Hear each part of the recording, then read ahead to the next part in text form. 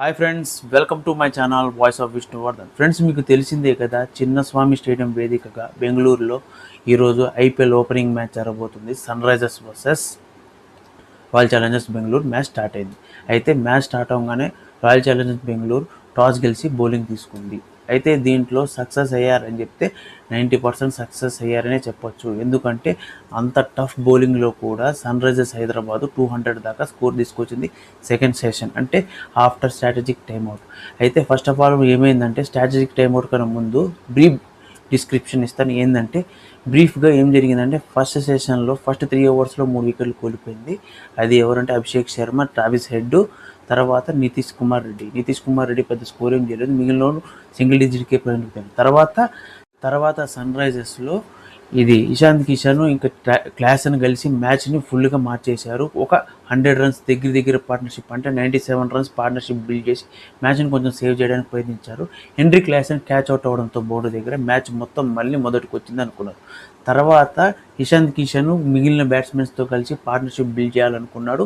Build చేసుకుంటూ పోయాడు, 80 runs score చేశాడు. అయితే ఇక్కడ ఏంటంటే, నెక్స్ట్ వచ్చే బ్యాట్స్మెన్ స్కోర్ చేయలేక పెద్దగా ఇంపాక్ట్ చూపించకుండా వచ్చిన ప్యాకప్ అయిపోయి వెళ్ళిపోతున్నారు. పెద్దగా ఇంపాక్ట్ ఏం చూపించలేదు. ఎక్స్పెక్టేషన్ పెట్టుకున్న సునీల్ అరోరా మ్యాచ్కి పెద్ద ఇంపాక్ట్ చూపించకుండా 9 రన్స్కి అవుట్ అయిపోయాడు. తర్వాత వచ్చిన అనికేత్ శర్మలో గుర్తులేదు, అతను మాత్రం మ్యాచ్ని మొత్తం కొంచెం లాస్ట్ దాకా తీసుకొచ్చి 200 దాటడానికి మెయిన్ పిల్లర్గా నిలబడ్డాడు. ఎందుకంటే ఇషాంత్ కిషన్ 80 కొట్టాడు, హెన్రీ క్లాసన్ 30 కొట్టాడు. తర్వాత అనికేత్ వర్మ 43 రన్స్ కొట్టడంతో మ్యాచ్ కొంచెమైనా ఉంది. రెగ్యులర్ ఇంటర్వెల్స్లో వికెట్స్ కోల్పోవడంతో మ్యాచ్ మొత్తం చేతులెత్తేసింది. ఫస్ట్లో 3 వికెట్స్ పడిపోయేటప్పటికి ఇంకా 150 కూడా దాటడం కష్టమే. అంటే ఇషాంత్ కిషన్, ట్రావిస్ హెడ్ కలిసి కొంచెం పార్ట్నర్షిప్ బిల్డ్ చేసిన తర్వాత వచ్చిన హెన్రీ క్లాసన్ ఇంకా ఇషాంత్ కిషన్ కలిసి మ్యాచ్ని ఫుల్ మాస్ మూమెంట్లో తీసుకొచ్చే టైంలో వికెట్ పడిపోయింది. తర్వాత లాస్ట్ వీళ్ళు ఫినిష్ చేశాడు. అయితే యాక్చువల్లీ ఇక్కడ మ్యాచ్కి మెయిన్ స్టార్ ఎవరంటే పిన్ సాల్ట్. 3 క్యాచ్లు దాకా పట్టాడు, 4గో క్యాచ్ కూడా పట్టినట్టున్నారు. సో ఈ రెగ్యులర్ ఇంటర్వెల్లో క్యాచెస్తోనే వికెట్లు పట్టాయి. ఒక్క వికెట్ కూడా బౌల్డ్ అవ్వలేదు. బౌండరీ దాకా పోయి క్యాచ్ అవుట్ లేని వాళ్ళే తప్ప పెద్దగా ఏదైనా వికెట్లు పడినట్టు లేవు. బౌలింగ్లో యార్కర్ లేసి బౌల్డ్ అయిన వాళ్ళు ఎవరు లేరు, కానీ మొత్తం క్యాచ్ అవుట్లే అయ్యారు. అయితే ఇక్కడ చెప్పుకోవాల్సింది ఏంటంటే, బిగ్ బౌండరీస్ లేకపోయినా కూడా స్కోర్ 200 దాకా తీసుకెళ్ళిపోయారు. బిగ్ బౌండరీస్ లేవు. ఇప్పుడు ఏంటంటే ఇప్పుడు వచ్చే సెకండ్ సెషన్లో ఏం జరుగుతుందనే టెన్షన్. ఎందుకంటే బ్యాటింగ్ ఆర్డర్ చూస్తుంటే ఖచ్చితంగా కొట్టే స్కోరే.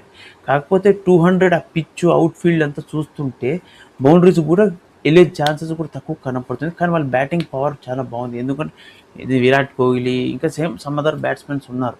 అయితే ఇక్కడ మెయిన్ మైనస్ పాయింట్ ఏంటంటే సన్ రైజర్స్ బౌలర్స్ గురించి మనం ఎక్కువ ఎక్స్పెక్టేషన్స్ పెట్టుకుంటే అది మన మూర్ఖత్వం అవుతుంది. ఎందుకంటే లాస్ట్ 2 సీజన్స్ చూసినాం కదా, బ్యాట్స్మెన్ ఇరగదీస్తారు, బౌలర్ చేతులు ఎత్తేస్తారు.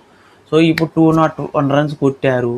ఇప్పుడు ఎంత ఈ స్కోర్ డిపెండ్ చేసుకుంటారా అంటే చెప్పలేము, ఎందుకంటే అది కష్టమే. అయితే ఈ మ్యాచ్లో ఫస్ట్ బౌలింగ్ వేసిన అతను ఒక బౌలింగ్ వేసాడు, 3 వికెట్లు తీసాడు. ఆ 3 వికెట్లే మ్యాచ్ కీ పాయింట్ అయ్యి 250 దాకా పోతారని ఎక్స్పెక్ట్ చేసిన స్కోర్ 201 దగ్గరే వచ్చి ఆగిపోయింది. ఎందుకంటే మ్యాచ్ స్టార్ట్ అయ్యేటప్పుడు సన్ రైజర్స్ ఖచ్చితంగా ఈరోజు 250 కొడతారని చాలామంది ఎక్స్పెక్ట్ చేశారు, కానీ అది అవ్వలేదు. ఎందుకంటే ఫస్ట్ సెషన్లోనే 3 వికెట్లు పడిపోయేటప్పటికి ఇది మొత్తం సన్ రైజర్స్ ఫ్యాన్స్కి చాలా డిసప్పాయింట్మెంట్. కానీ 201 ఈజ్ ఏ గుడ్ స్కోర్. మనం ఎక్స్పెక్ట్ చేస్తుందంటే ఆర్సీబీ కొడతాదా లేదా అనేది నెక్స్ట్ సెషన్ చూసి తెలుసుకోవాల్సిందే. కానీ ఎందుకంటే చెప్పలేము, ఎందుకంటే పిచ్ కూడా బ్యాట్స్మెన్కి సహకరిస్తున్నట్టు లేదు. ఎందుకంటే బాల్ వేస్తున్నా కూడా రాంగ్ ప్లేస్మెంట్స్ అవుతున్నాయి. సన్ రైజర్స్ ఫాల్ట్ తెలియదు, లేకపోతే బౌలర్స్ మంచిగా వేసారు అర్థం కాలేదు. ఇప్పుడు సెకండ్ సెషన్లో మన బౌలింగ్ వాళ్ళు బ్యాటింగ్ చూసి దాన్ని బట్టి మనకు క్లియర్గా అర్థమవుతుంది ఎవరు కరెక్ట్గా బ్యాటింగ్ చేశారు, ఎవరు కరెక్ట్గా బౌలింగ్ చేశారు అనేది తెలుస్తుంది. లేకపోతే సో అది లక్లో కొట్టిన స్కోరే అనిపిస్తుంది. సో నేను ఎక్స్పెక్ట్ చేస్తుంది ఏంటంటే, ఇప్పుడు టఫ్ మ్యాచ్ జరగబోతుంది. టఫ్ టైం బట్టి అంటే మంచి థ్రిల్లింగ్ మ్యాచ్ జరుగుతుందని ఎక్స్పెక్ట్ చేస్తున్నాను. సో దాన్ని బట్టి చూద్దాం ఆర్సీ బౌల్ ఎంత స్కోర్ చేయగలుగుతారో, సన్ రైజర్స్ గెలుస్తుందా లేదా అనేది ఇంకొద్దిసేపులో తెలుస్తుంది. సో ఫ్రెండ్స్, మీకు కానీ నా వీడియో నచ్చితే నా ఛానల్ లైక్ చేసి సబ్స్క్రైబ్తో పాటు బెల్ ఐకాన్ కొట్టి ఆల్ ఆప్షన్ ఆన్లో పెట్టుకోండి. కింద కామెంట్ చెప్పండి ఎవరు గెలుస్తారు ఈ మ్యాచ్. సో ఫ్రెండ్స్, తెలుసు కదా మన channel voice of Vishnuvardhan. Thank you for watching. Stay tune for more videos.